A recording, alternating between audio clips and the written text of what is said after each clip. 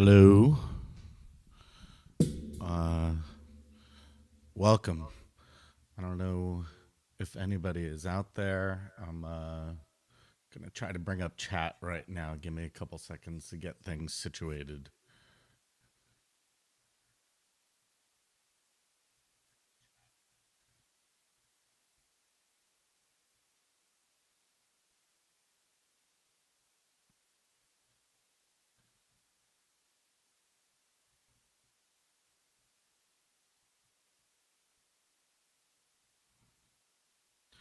Hey, Master Machetier. Um, how uh, how does it sound right now?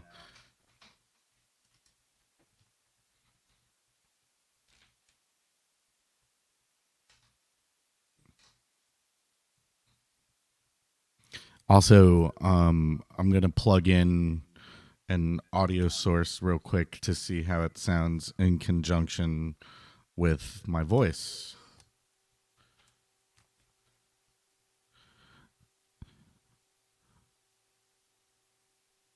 Let's see. Can you?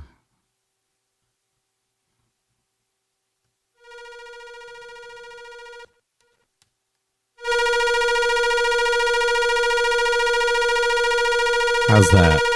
You can hear me okay, and can you hear the audio?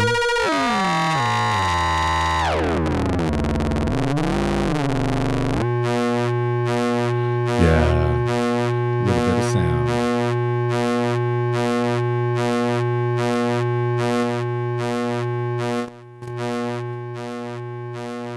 All right, I'm gonna unplug this and start going. So, what I'm gonna be doing is patching my system uh, and getting a few things patched up first that are essential. I'm gonna start by working backwards a little bit uh, over here. The only thing this is right now, this is simply audio out to the stream right now to my computer, so that doesn't really count for anything. Um, all right, that's cool. I can turn up my voice and the audio down a little later when I get there. It's gonna be a little while before I do that. So the first thing I'm going to do is patch the overseer into the muscle, um, and this is end of chain on my entire output. I run this, and let's get the left output that goes into the return here, and the right output goes there. And then we're going to get the send going in to the left and the send into the right. So what this allows is essentially, let's see, I'll maybe have a quick sound source ready just in case. Um,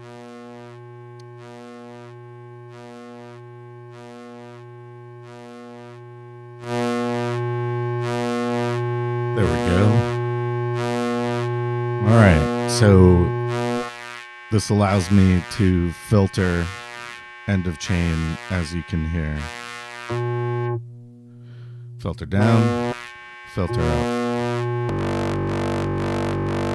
Ooh, that sounds juicy. Turn up the resonance.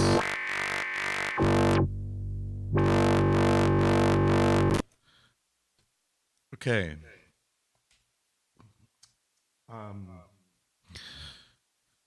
Great. So that's done. Next thing I'm going to do is start patching up some of my percussion and some of my effects, actually. I'm going to start with the effects output.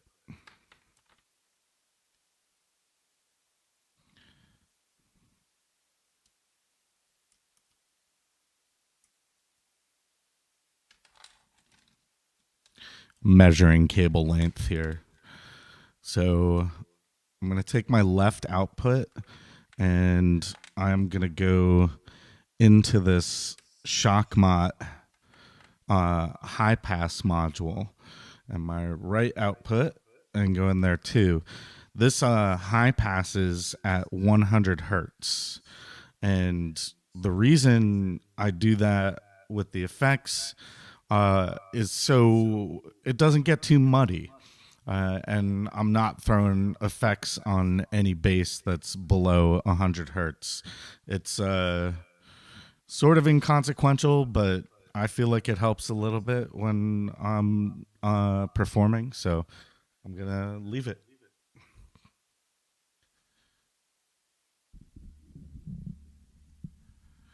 I wonder if it's coming out of my headphones. I bet it is.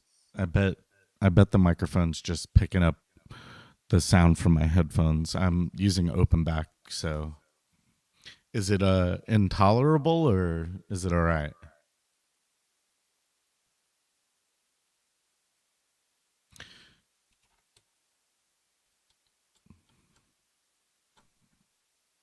Okay, I'm patching the output of the effects into this last channel here.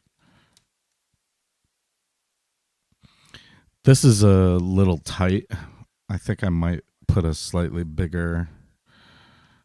Let's see.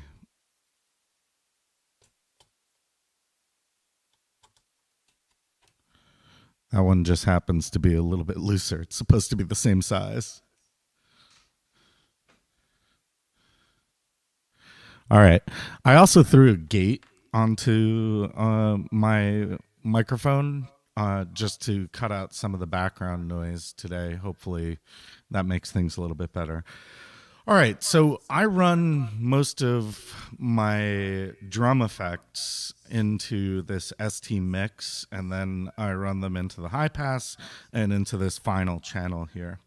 The reverb out, which is send return that I use on the performance mixer, that it depends where I want to run that. Let me do this. Boop. There we go. Sometimes I run it into the mix in. If I want better control over the level of it, sometimes I run it into this channel. But right now I'm going to start with the mix in over here.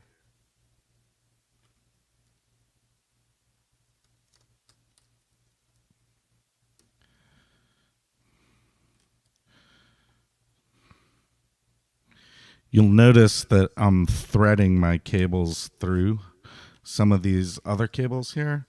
That is for later. As this gets more dense, I do this quite frequently to help manage the cables.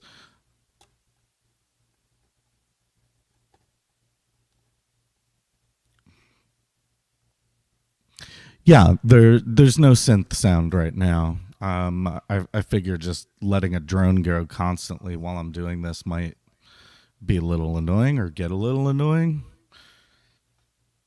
Okay. Drums. Let's start doing drums. I gotta grab some right angle cables. Give me 2 seconds.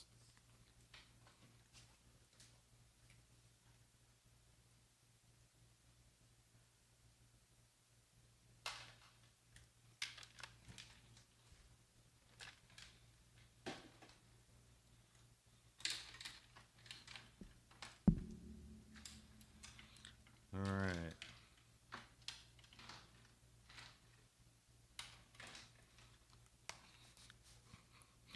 I am back. So I run my percussions on channels 3, 4, 5, and 6 of the jack expander of the vector sequencer. I may end up switching these cables out. I'm not sure because I don't want them to get in the way of things. And this feels a little, it's actually a really nice length, but it feels a little awkward. So, but I'll start here anyway.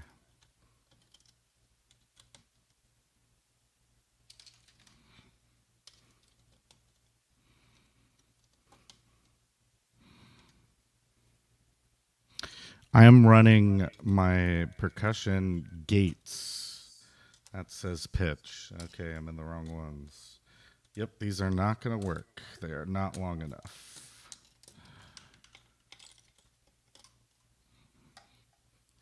Hey, Otto, how's it going? You're going to see a lot about cable management for sure in this.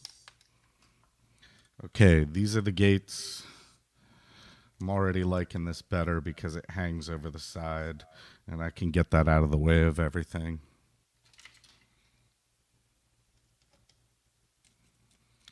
So that's a kick, snare, percussion of whatever kind.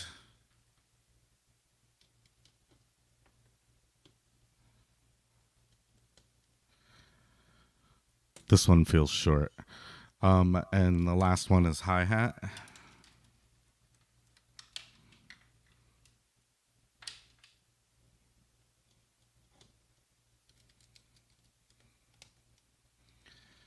Cool. That's good. And that sort of stays out of the way. I'm going to take 3 gates out of this droid right here. Hopefully I have things set up properly in the text file. If I do not, then I will figure that out later. So this would be potentially the snare, right? And we're going to go into here, and this would potentially be percussion, which will go in here. And finally, hats, which would go here. Okay. So what this allows me to do is I have some Euclidean sequencers running on these 3 channels here. And this allows me to slide and switch over to those versus what's coming out of the vector. We'll test it in a bit when I get a few more things set up.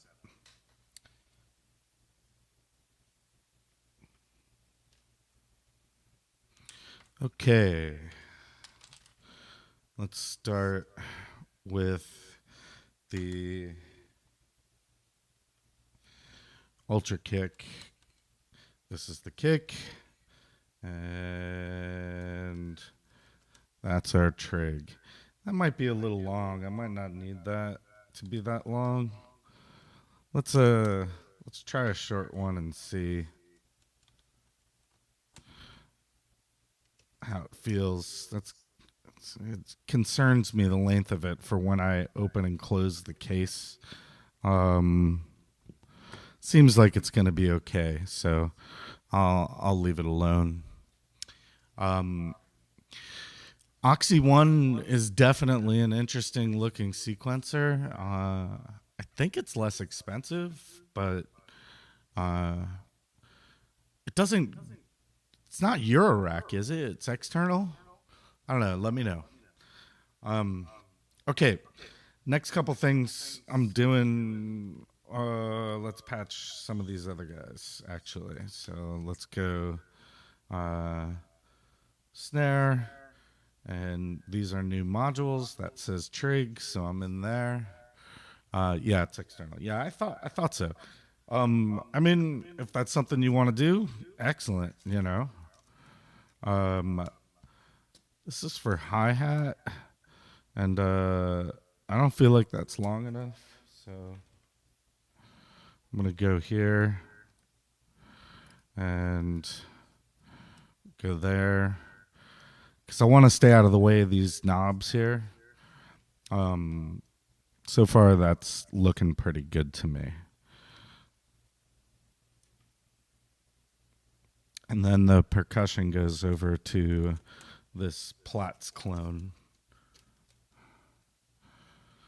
Yeah, this feels good. In fact, I'm going to start organizing this a little bit better by wrapping cables.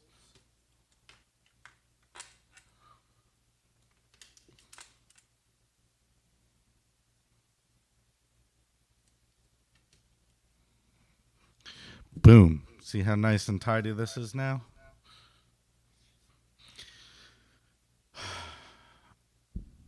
Oh, that's pretty cool. It has a module to pipe things in. Yeah, that's interesting. I'm gonna have to take a look at it. This feels really clean and tight to me right now. So, uh, let's get some outputs going on. Actually, one of the first things I'm gonna do is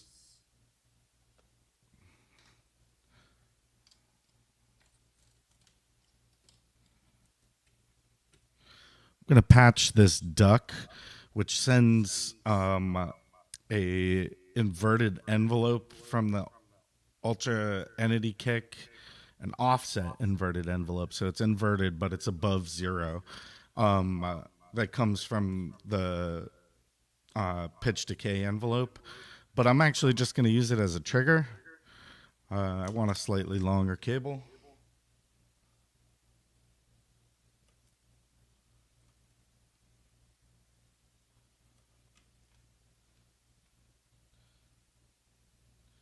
I wish there was an in between cable between these lengths. I'm going to show you.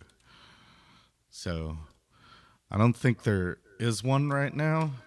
And maybe you can't see that with the black cable, but it goes here, and then this one's here. It'd be nice if there was something right in between.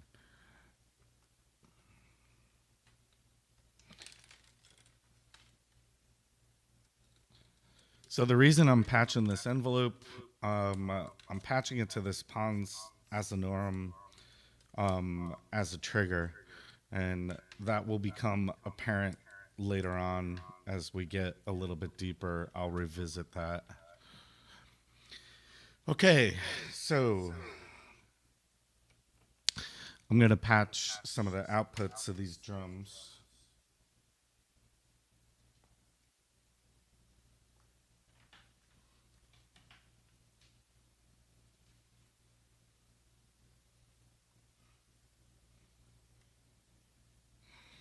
I'm running a little low on white cables. I like to use the white cables mostly for permanent patches.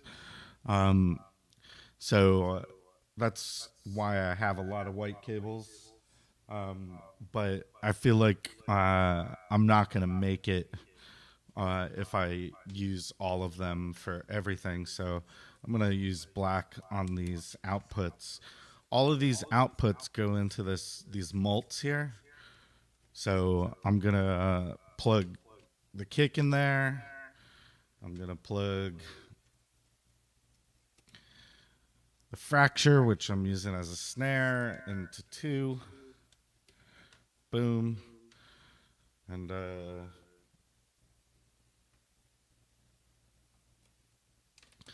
we'll get our Chimera, which I'm going to use as hi-hats. That'll go in here. And then our beehive plates clone. Oh, that's wrong. That goes into 4. I guess these are inverted compared to where I have them set up on my sequencer, but that's okay. All right.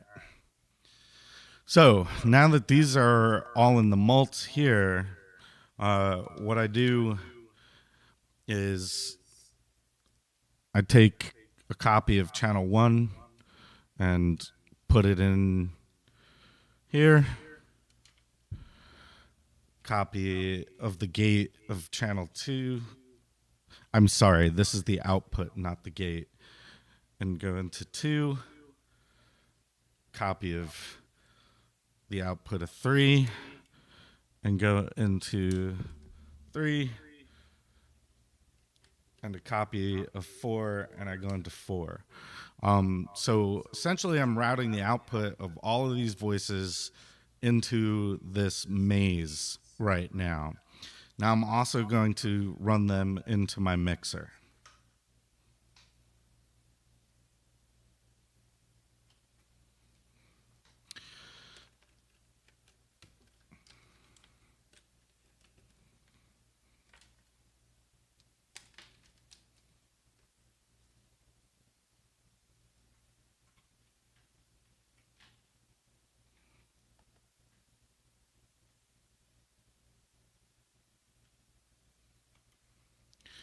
Okay. So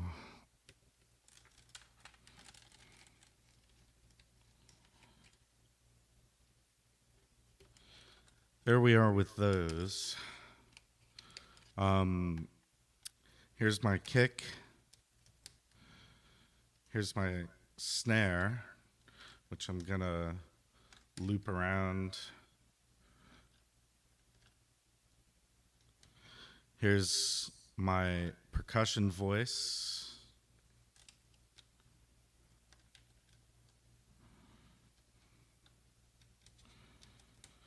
And here is my hi-hats. All right. So let's check this out and test these real quick. See if we got anything. I don't know if I have any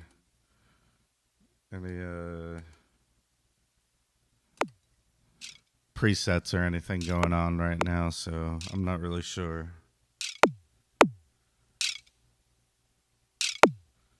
All right, so I hear the kick. Let's actually, I'm gonna mute these temporarily. We'll do the kick real quick. It's a little high in pitch right now, but that's okay because I'm gonna patch pitch to it. In fact, maybe I'll just do that right now.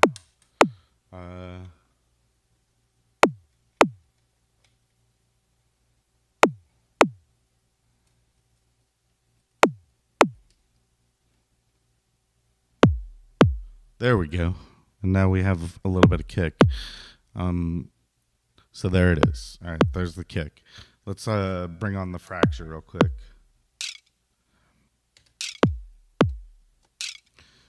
We've just got one snare on the 5 right now.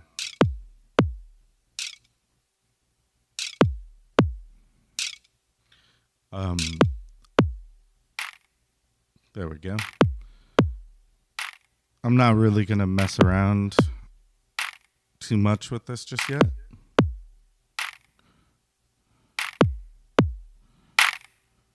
Okay.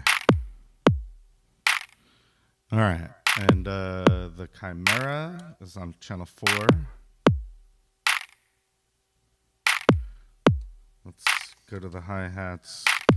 I have gates coming out, but I'm not seeing the gates here. So don't know what's up with that just yet. It's not turned on. Okay.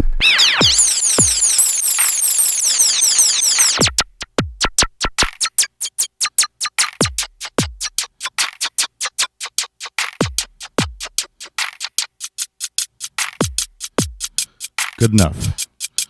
Okay. And Beehive, I'm going to switch over to a drum thing real quick. And let's go ahead and...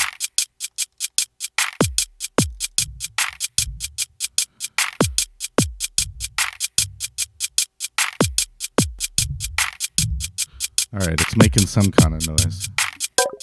There it is. Great. Let's test these guys out. I'm going to go to 16 steps, and I think that's around like 5 hits there. We'll go to 16 steps, and we'll do like 2 or 3 hits, and 16 steps, and we'll do a few more on this one. All right, that does not seem to be working at all. So I'll work out what's going on with this later. I think it's possibly that I'm not clocking it at all right now. Let's take a real quick test. I don't remember where I put my clock, but I'm going to... There we go. Look at that. All right. Okay, so that's a bit messy, but no big deal. I can figure this out later. It's working.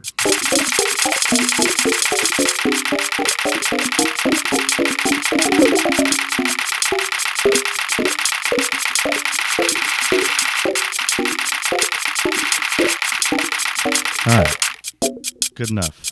So I'm going to take that clock out for now because I don't want to use that cable. Let me look at questions here.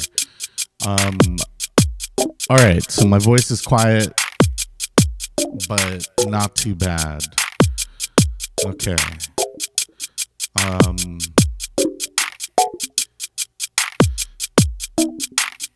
Let's see.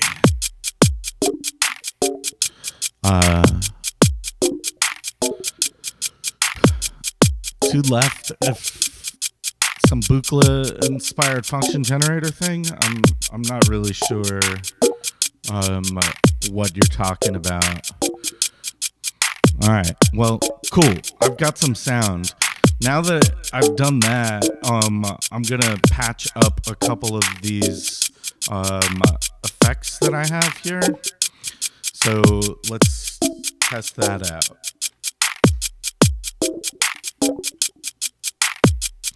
All right, so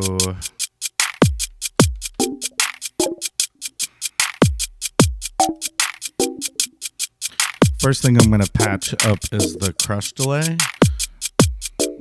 I'm going to use a long cable and go under, out, and over up to here. That way it keeps everything out of the way again. And for my out, I'm just going to use this short cable here and go into channel 1. So that's channel 1. Let's turn up that volume all the way. And let's the maze is a matrix mixer, so I can send any of these effects right now to the crush delay. So I'm going to send fracture, and there it is.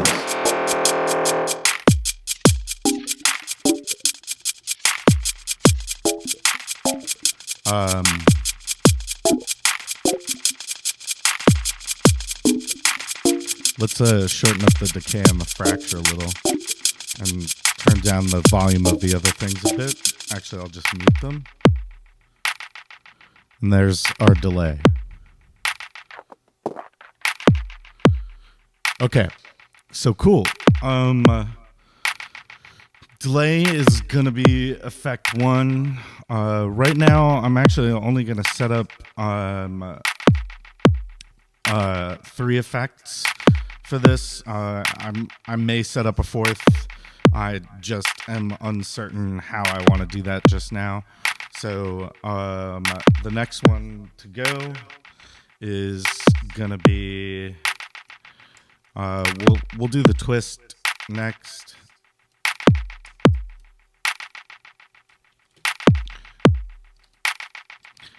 All right. So let's get that in, and you know, kind of liking what I'm doing over here. I don't know if this is long enough, but I'm going to try to live with it.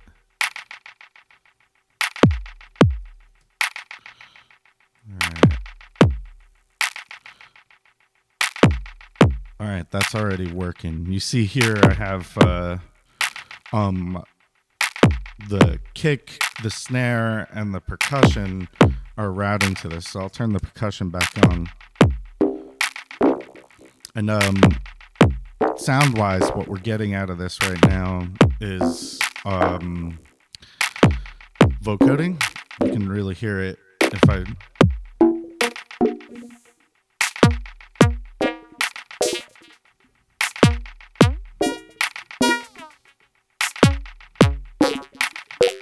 And there it is. So the timbre here actually messes with the bandpass filters. It's high on the left, low on the right, and then oscillator is enabled, and that messes with the pitch. You could probably hear it better if I turn this up all the way.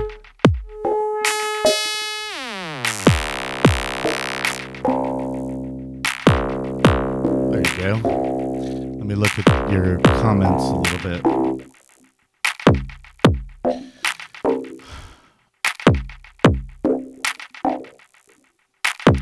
What's the module second from the top left?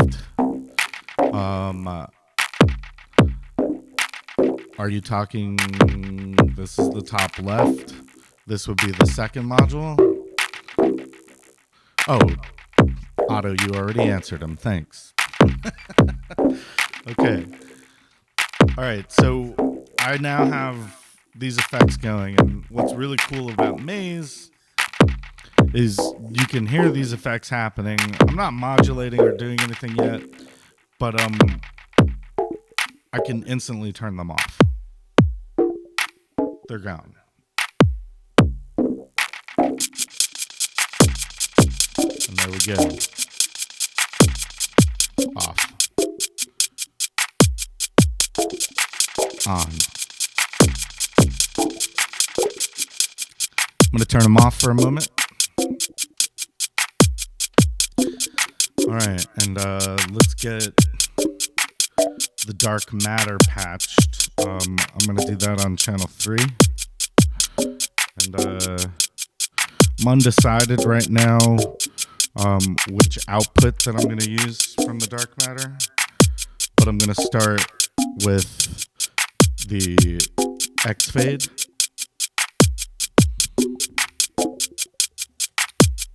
Turn this up and hear that nastiness.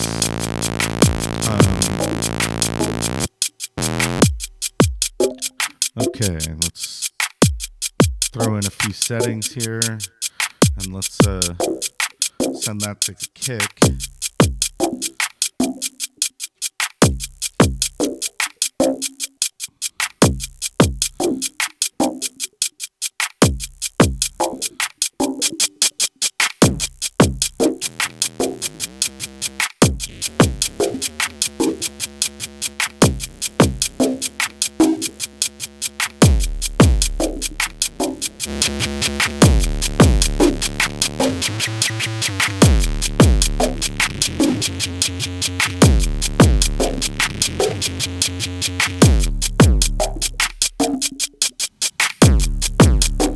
There we go. I'm starting to get what I want to hear.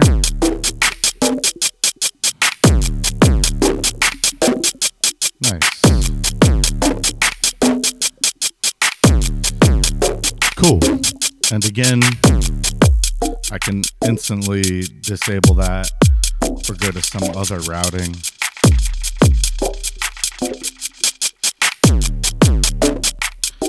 All right. So percussion is set up and I have my 3 effects routed. I really don't like the length of this cable. It's a little on the long side, so I'm going to try a shorter one.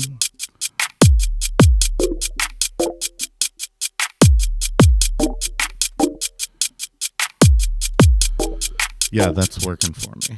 Cool. All right. Let's get a few other things from the sequencer patch. Hey, take it easy, man. Thanks.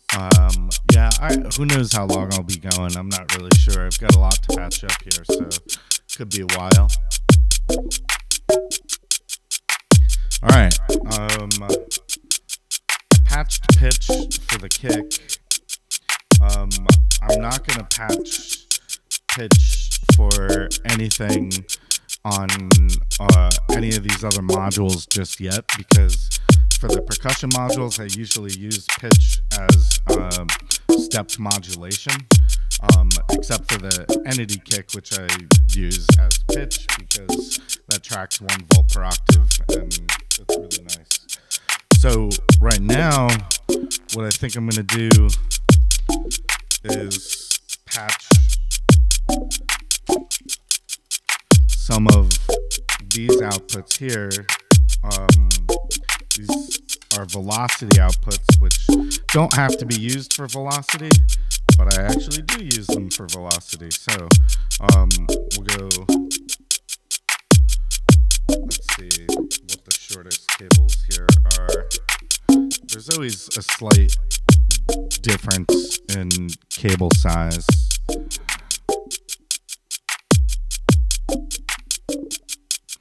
They all seem about the same. All right. So that's the kick. I'm going to show you what that does.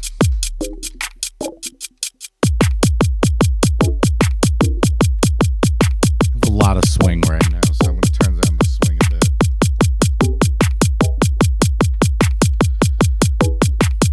All right. So I have a kick on every step. Here's velocity, right? If I turn these up all the way, you're all the way up there. If I turn them down, it doesn't work.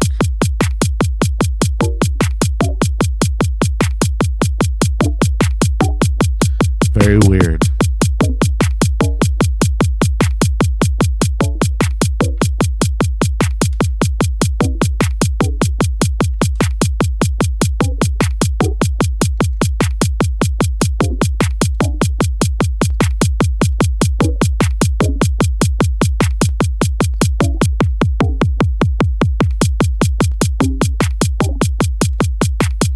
I think I know what's going on here. I've got some of my effects turned up a little too loud, and they're just passing everything right now, so I'm going to turn down the volume on all of them.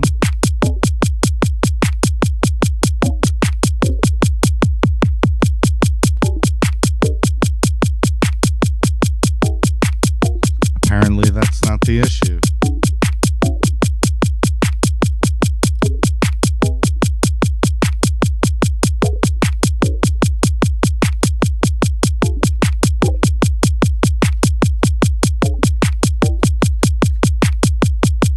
All right, I'm going to move on to the snare.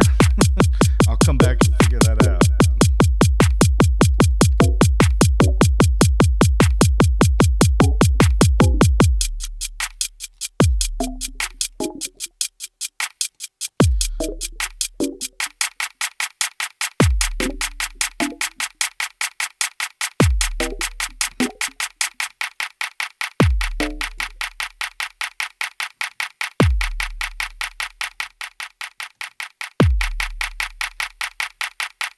Okay, so the velocity's all the way up on the snare right now.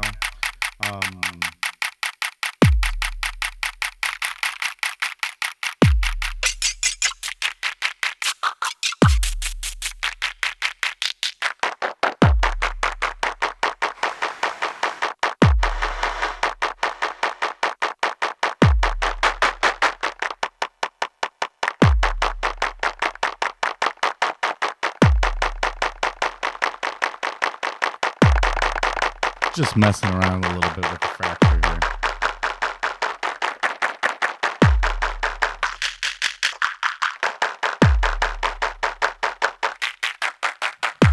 Okay.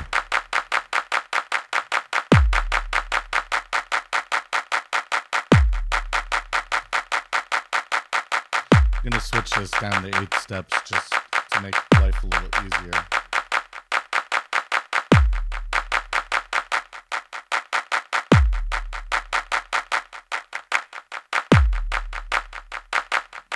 All right, and now I have velocity set up for that. I'm going to follow suit on the others.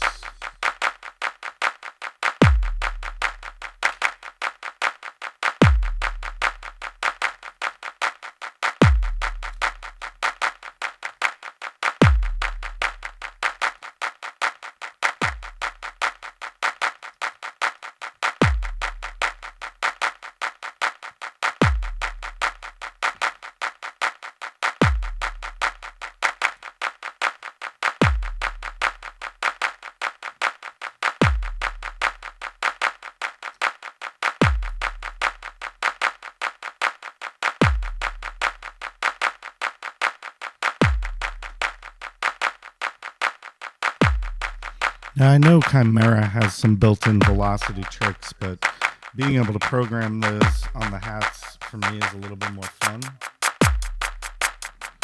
Let's turn up the hats a little bit.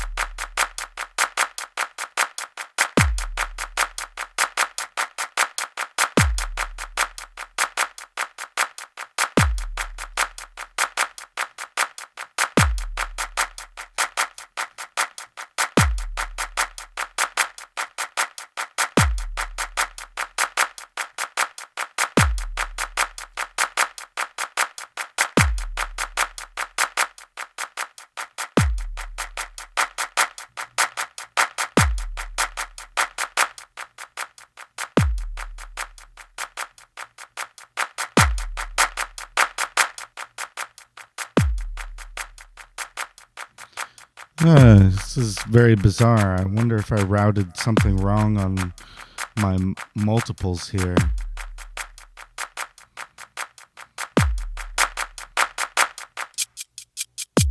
Yeah, because it sounds like I'm getting some of my snare into my hi-hat channel.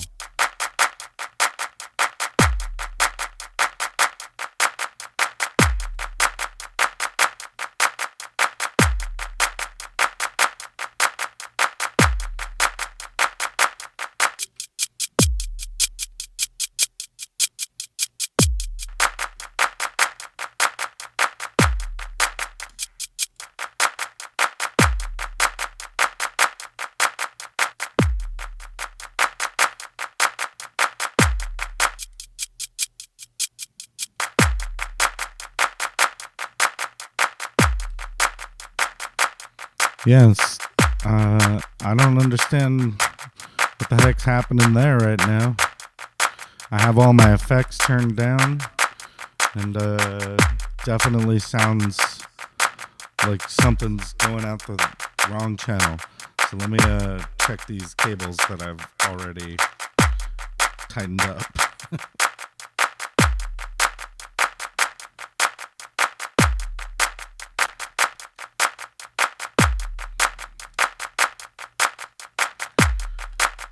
All right, that's the correct channel.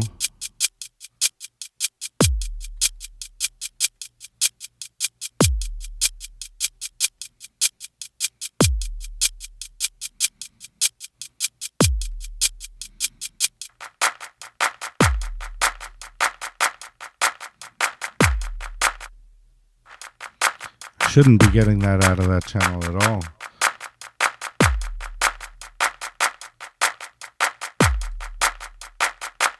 I think I know what I've done wrong here. These might be normal down.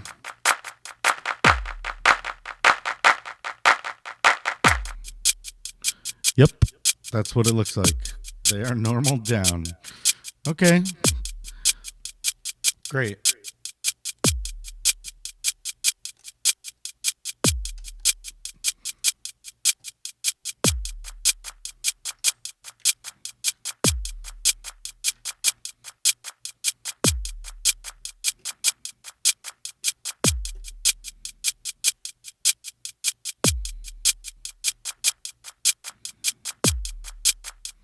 Now I'm not getting any clap at all, which is very weird. Hey, John, how's it going?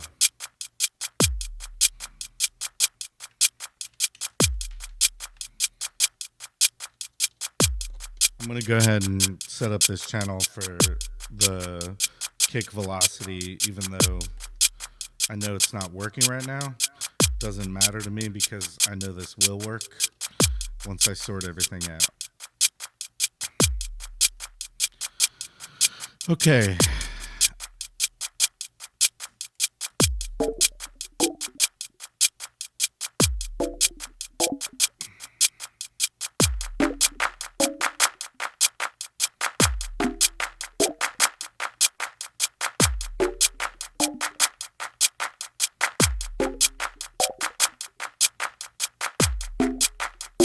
And there we go.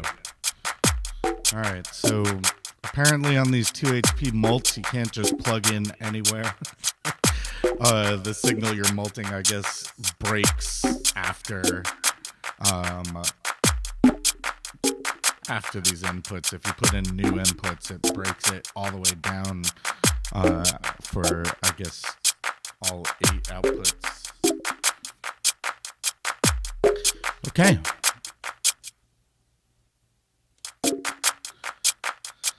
Let's get my bass set up. Yeah, we'll do that.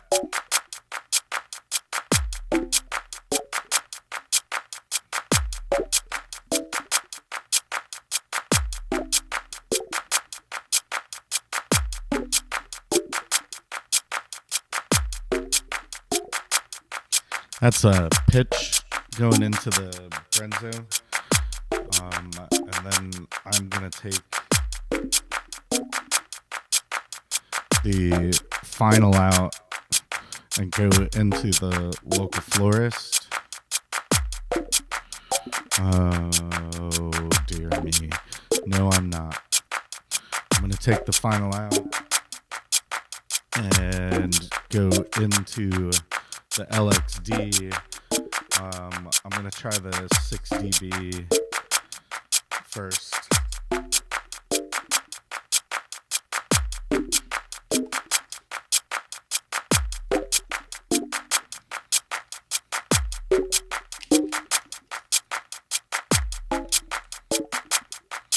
And let's get a gate going to the Zadar.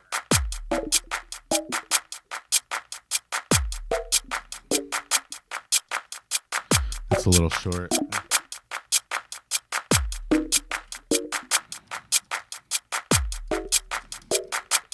And let's get the output of that Zadar going to the LXD.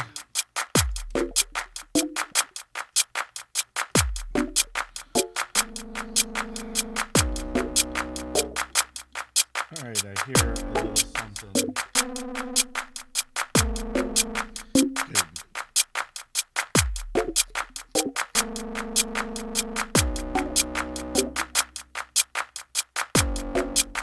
No, velocity doesn't do anything. Alright, I've got something coming out of this right now, but I'm going to turn off these modulations. Maybe I'll just come out of the square for now.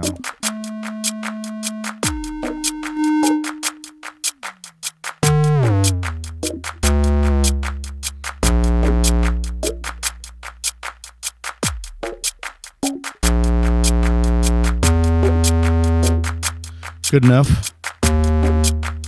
We've got pitch working. I don't need to tune anything right now.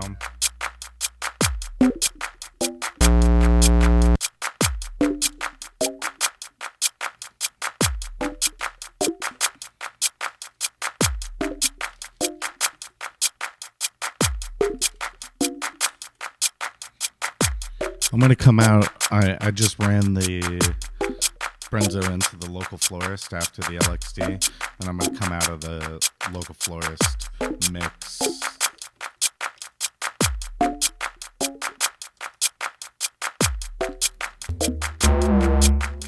There we go. I'm going to turn that mix down a little bit. Just gives it a little bit of kind of a chorusing effect.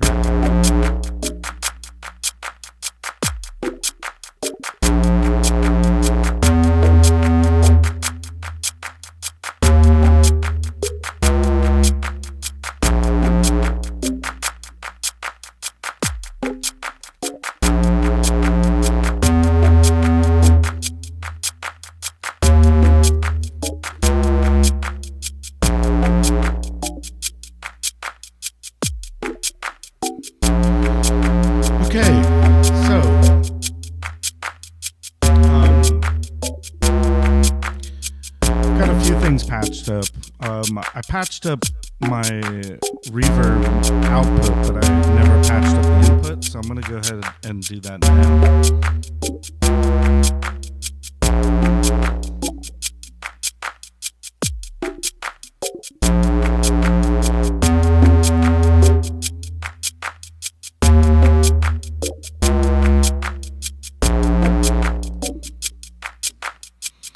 All right. Reverb on this bass and see what that sounds like.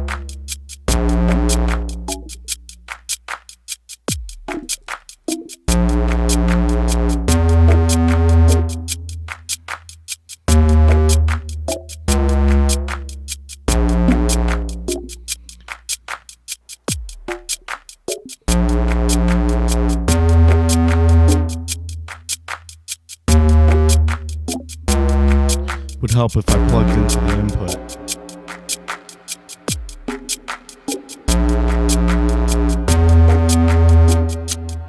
Okay.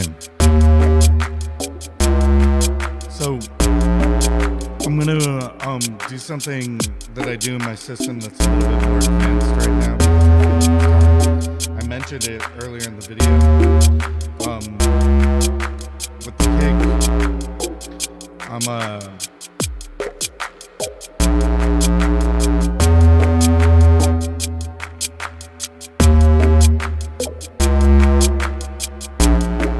let's turn the bass down a little bit.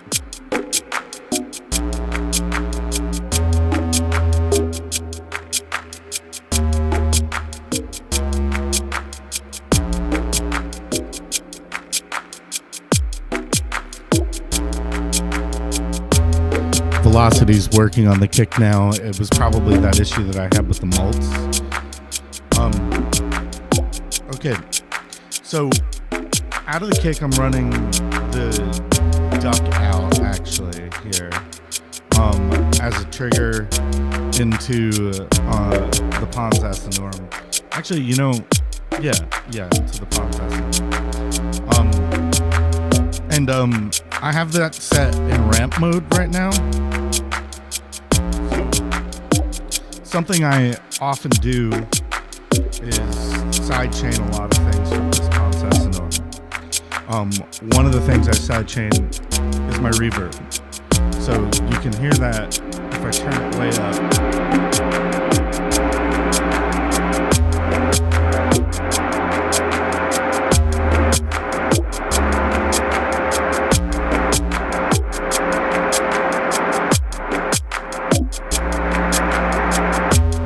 So I'm sidechaining the reverb with the kick right now, but I'm going to turn that regen down.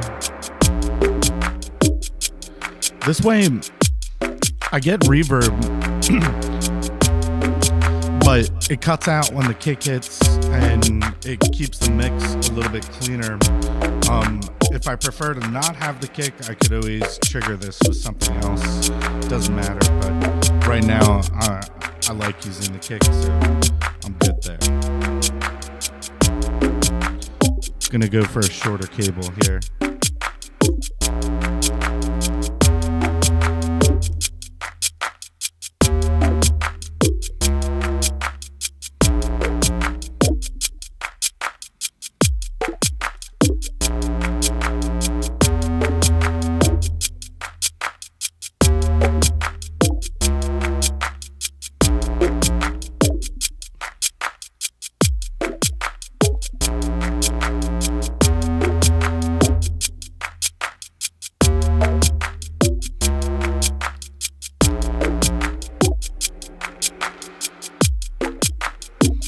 All right. Okay. I think I have or the basics for my bass voice patch. There's going to be a bit more happening. I think one of the last things is this Zephyr, and then I play so let's get the Zephyr going.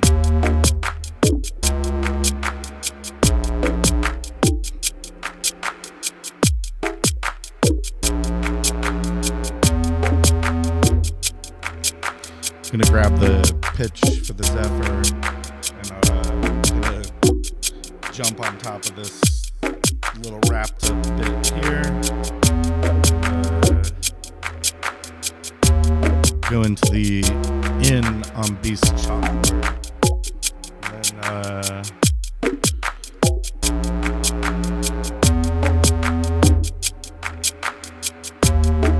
the out of Beast Chalkboard, I'm going over here to the full per octave on sine, and the through is going to go to the Zephyr. 1 volt per octave. There we are.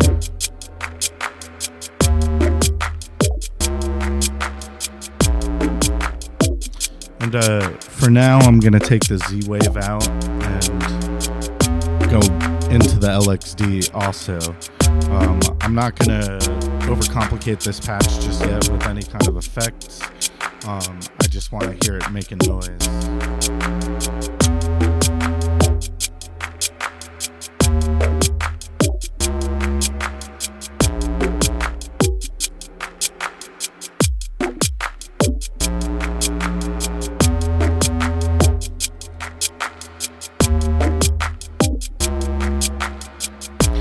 also not going to organize this cable anywhere in this just yet.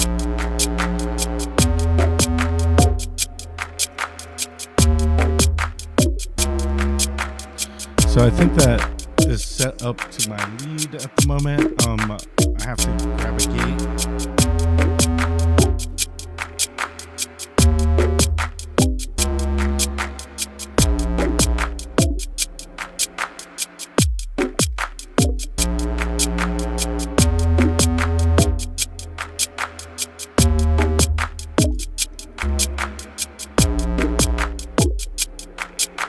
And I need to modulate the LXD with the output.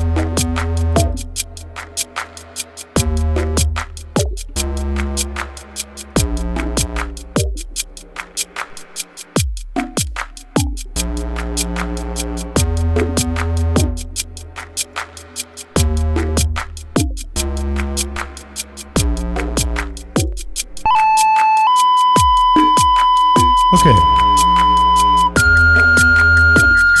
It's clearly not in tune with anything right now, so I might take this opportunity to tune the Brenzo and the Zephyr and grab a little drink.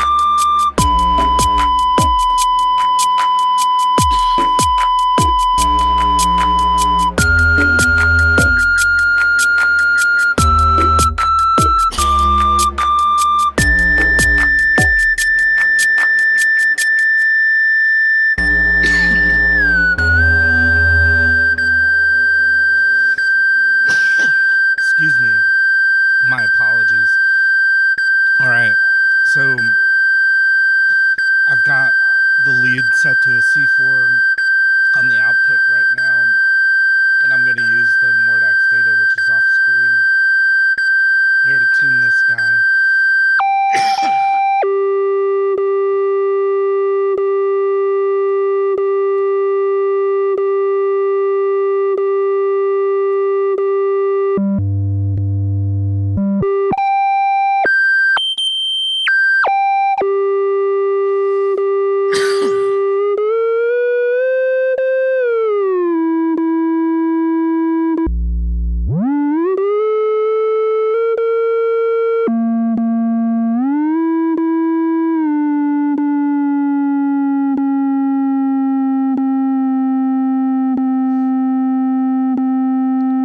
There we are at a C4. While I'm at it, since I have Beast Chalkboard currently at 0, I'm gonna tune the sine output.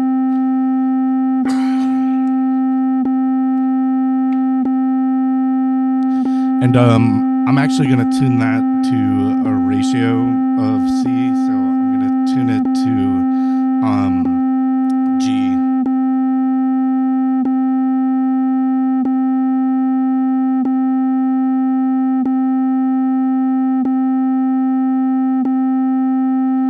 Cool.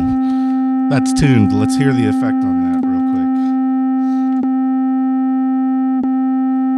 If I take the sine output and drop it into the Z mod over here. And there we go.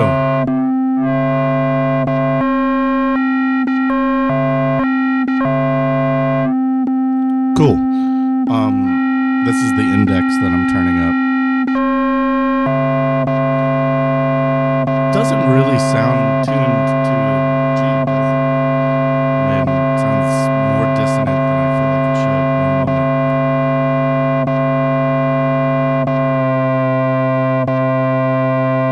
There we are.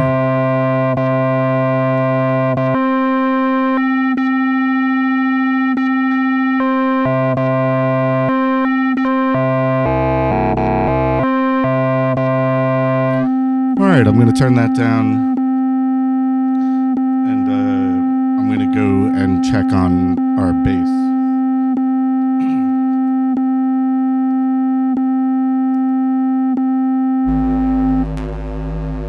So the bass I've got set at a C2 right now.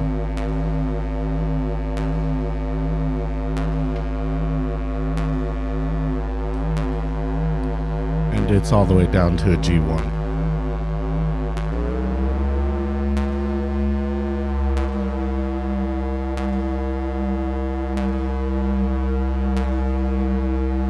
There we are.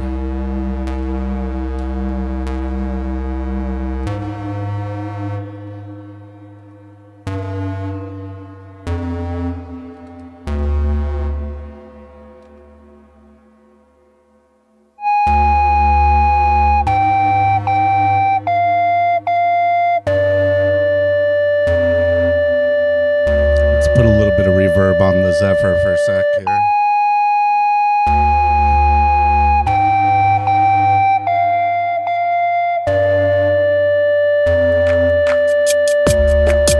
Cool. Off here on the left, you can barely see it. I'm going to move it into frame a little bit better. I've got a nano box. And I'm going to set that up real quick.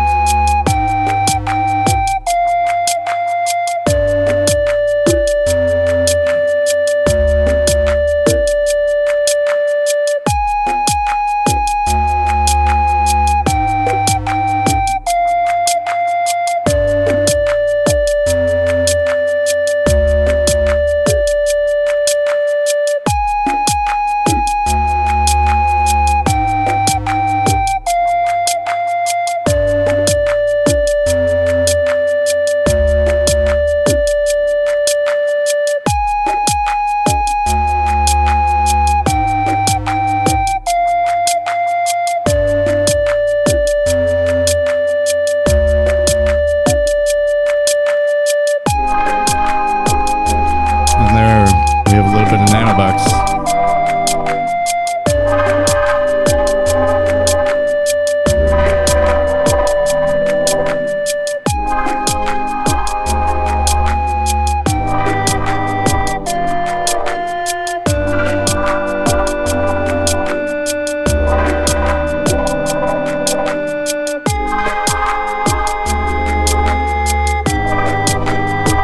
Okay, and on the Zephyr, right now, I'm gonna patch a couple things out right now in a slightly different way.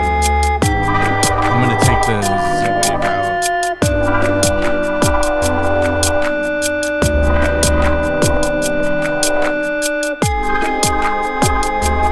And we're gonna go into the DPLR.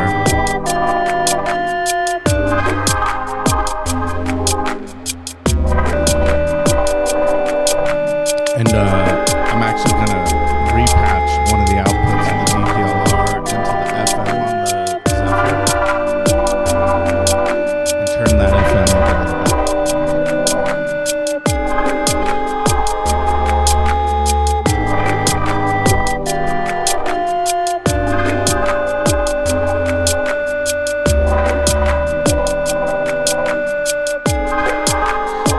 I think I'm going to shorten the gates on this lead line a little bit.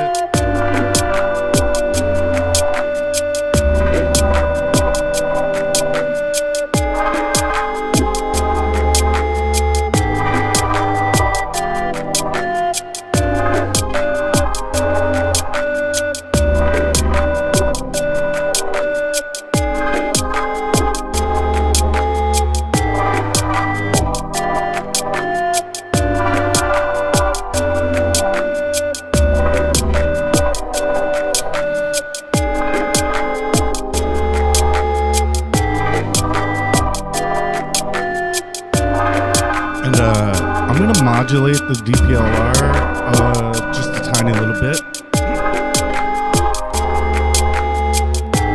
from the Maestro. I'll probably set this up with Pamela's new workout later.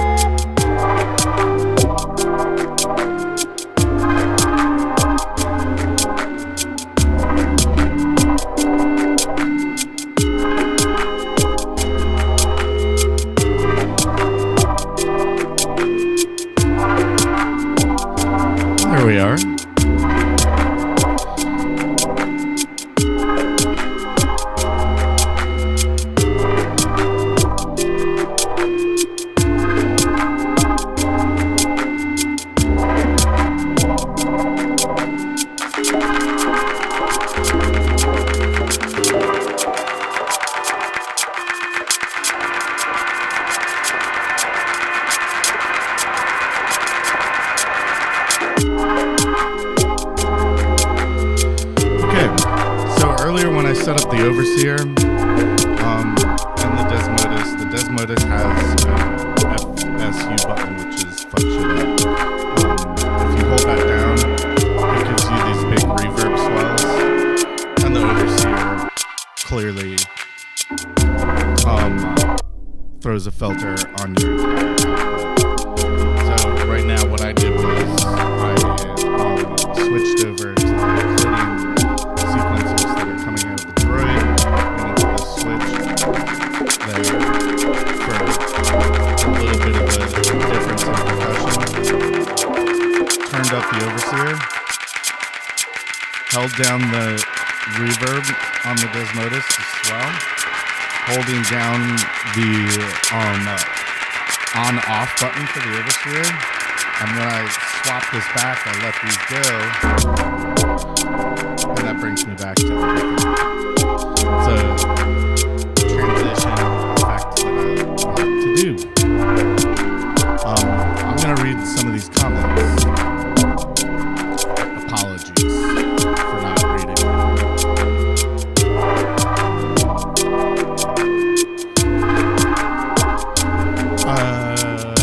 Otto, thank you.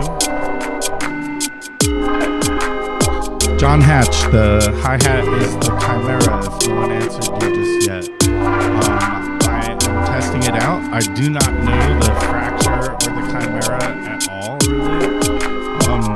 They're just something I don't know. I'm going to turn down this music a little bit. Hey, Travarsi, what's going on? You're back.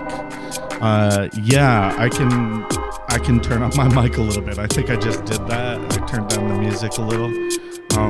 Let me know if this balance is good or if the music is a little too low.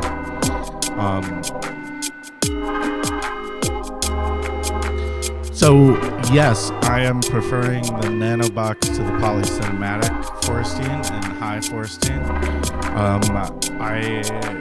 The Polycinematic is a lot more a lot less full featured than the Nanobox. It intentionally so. It's a module that sits in your case. But the sounds that are on the Polycinematic are very clean and very pristine. I found that in practical use, I would end up using 2 or 3 modules to alter the sound. And with the Nanobox, I don't have to do that. If you just listen to the Nanobox alone for a moment.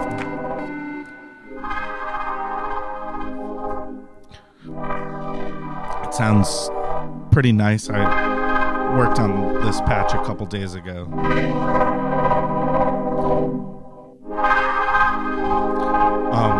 And I dig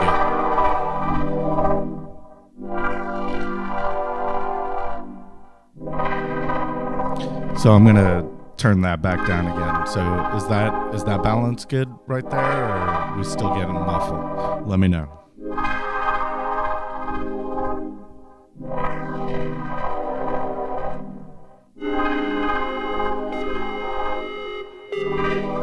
And my apologies for not having more music ready.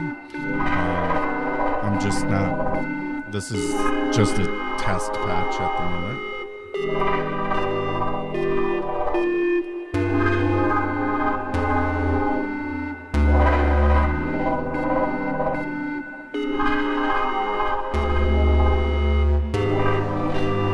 And I'm going to bring back in these effects that I had earlier that I've since turned off.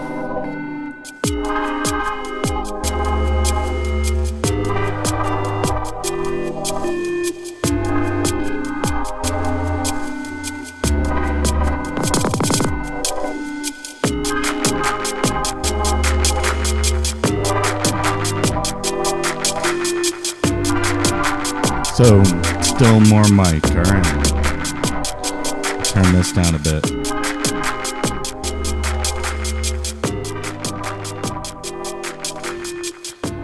Weird, in my head, I can't really hear the difference too well.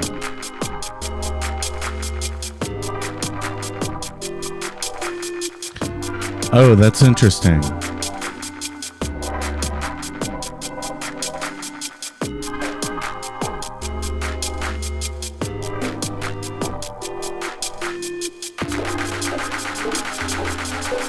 far too many things happen.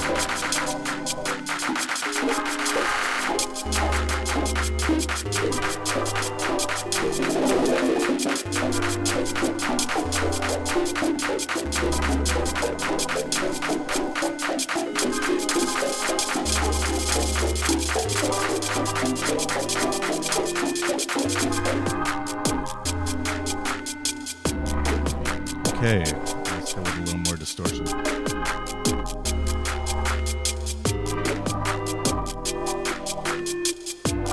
Maybe the other one had more distortion.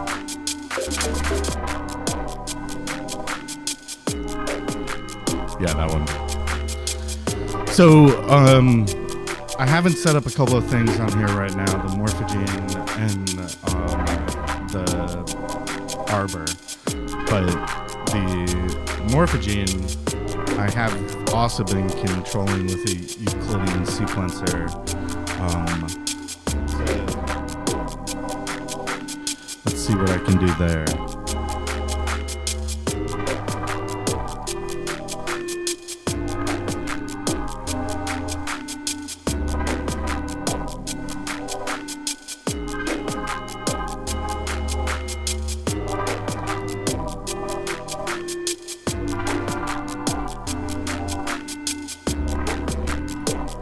So on the Morphogene, if you mult the play and the clock, sort of get them together like this, and then you send this thing a trigger, then it will just play exactly when you trigger. And I'm hoping I've got the right output here. I really don't know.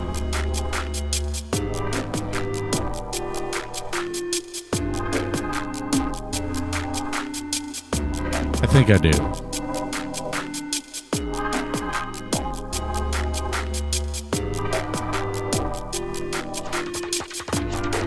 Yeah, there it is. All right, so let me get.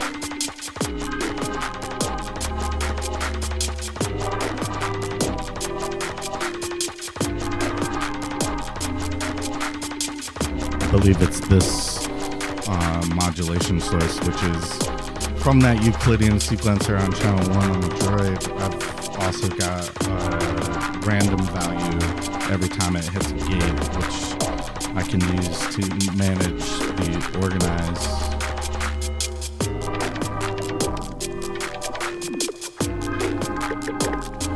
It adds a lot of weird little spectral bits.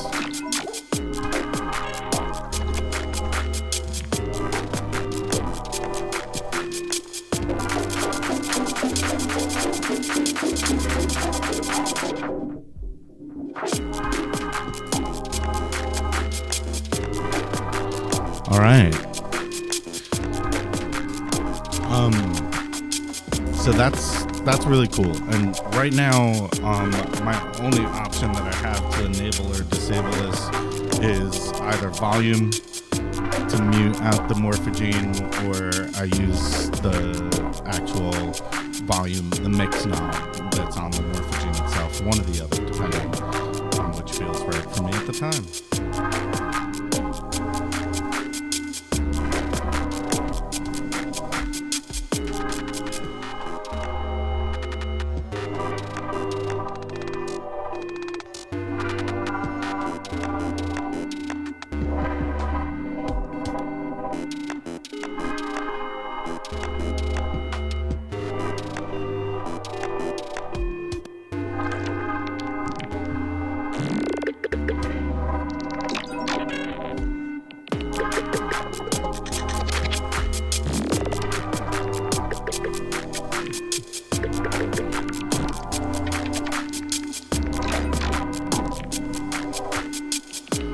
So here's something you may or may not have noticed.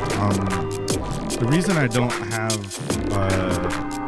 a kick patched out of this right now on these Euclidean sequencers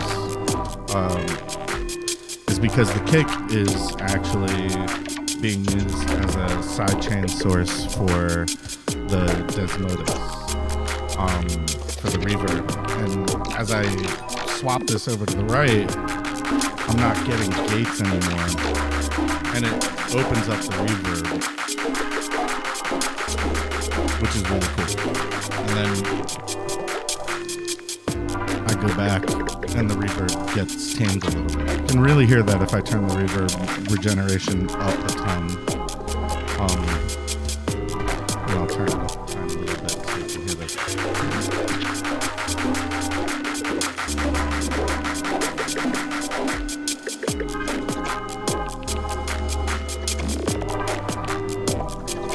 And there you go. I love the Confundo Functitus Traversi. It's an incredibly useful tool. I get kind of excited about it all the time.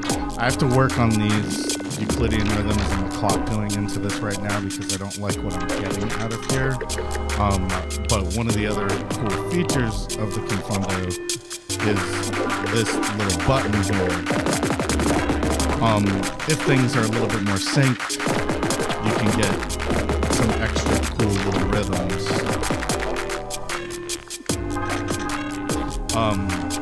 that are playable, and it can be very fun and exciting. So sometimes I run 4 more channels of triggers out of here into the Confundo and actually program the beats to switch from one beat to another, which is a little more precise, and I enjoy doing that. But I think I mentioned this in part 1 of the stream that I'm looking for ways right now to get a few more melodic lines, and I'm actually going to be using the Beehive for that, and maybe the Nanobox. So for now, I'm going to see if I can do this with Euclidean sequencers to be able to switch as long as I can get the beats where I want them to be, which I think I've been pretty soon. So at this point, I don't have much more to do. I mean, I do. I have some other things to patch, but some of them are a little bit more time consuming and probably going to be a little bit boring, like, getting a lot of modulation set, and the values for that modulation properly set, which is really just takes a lot of listening and A/B testing. It just takes a long time to figure out. For now, though, real quick, I'm gonna sidechain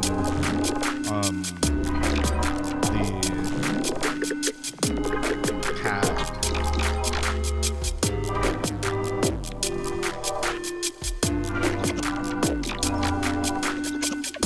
Which is another thing I like to do.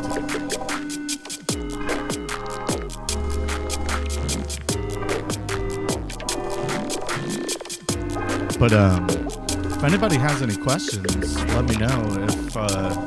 If not, I think I'm gonna wrap this session up here and clean up these cables a little bit. Things have gotten a little bit more out of control than I like them to be.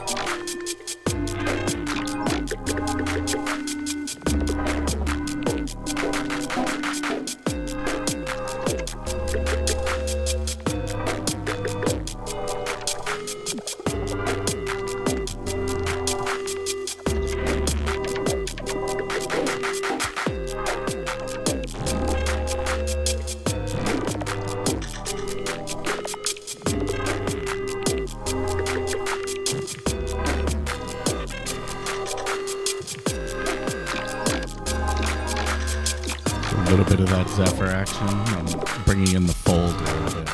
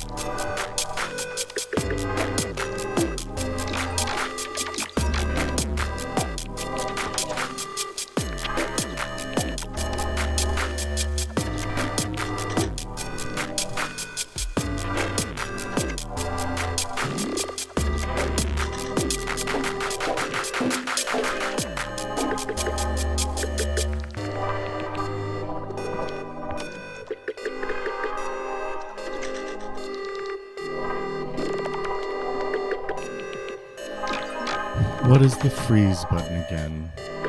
Or the repeat? Do you mean on the confundo or something else? Yeah, that's the confundo. I gotta fix those additional rhythms going into it though, because it's just kind of a mess right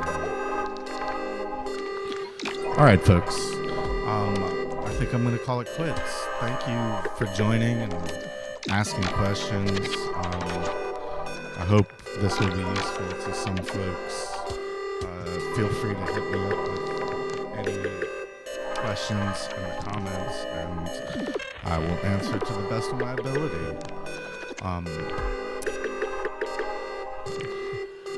I routing my drums stuff before the performance mixer? You might have missed it earlier, John, as I was patching, but all the drum outputs are going to these mults. And then in parallel, I run the drums out to the performance mixer and into the maze.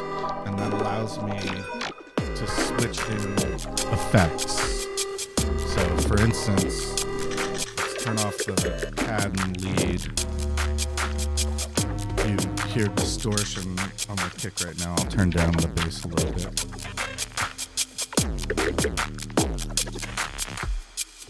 And now everything's clean. I'm going to turn off the morphogene also. And if I go over here, you should hear some delay on the snare. And this one has a lot of distortion and things going on. Let's go back to that one real quick because, yeah, I think I have some of this. There's also a vocoder set up.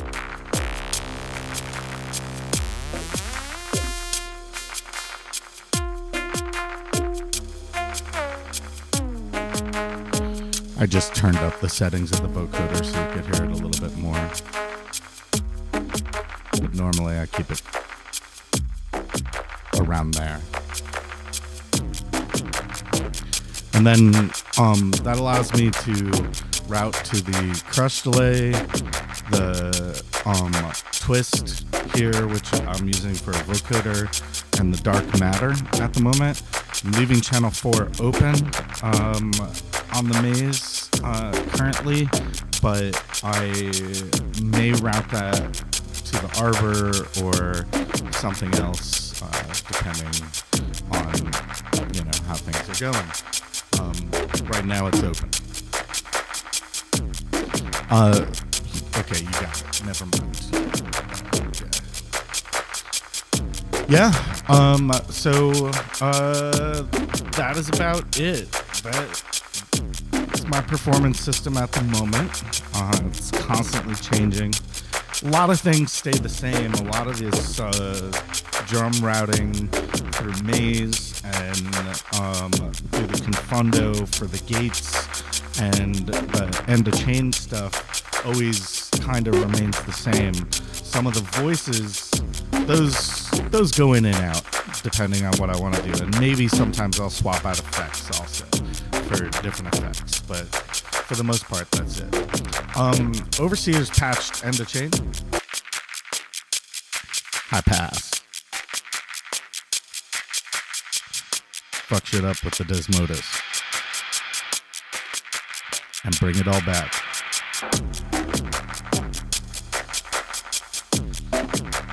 Yeah, so pretty standard use for the Overseer, actually.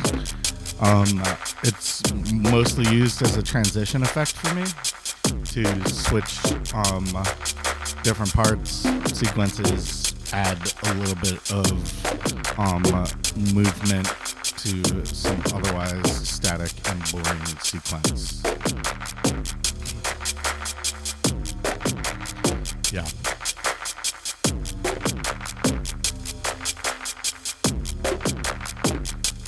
Cool.